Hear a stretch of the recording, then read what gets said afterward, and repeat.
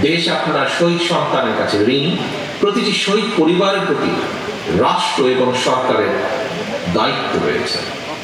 কৃষক, শ্রমিক, মেহনতি মানুষ যাতে দেশে গণতন্ত্র প্রতিষ্ঠায় শ্রমজীবীদের অবদান নিয়ে গর্ব করতে পারে।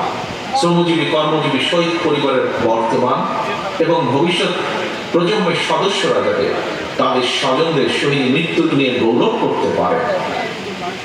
বিএনপি আসন্ন জাতীয় নির্বাচনে জনগণের রায় রাষ্ট্র পরিচালনার দায়িত্ব পেলে সাভার, রাজশাহী কিংবা অন্য কোনো সুবিধাজনক এলাকায় শ্রমজীবী, কর্মজীবী মানুষের আত্মত্যাগের সম্মানে একটি বিশেষ স্থাপনা নির্মাণের পরিকল্পনা করছে। বিএনপির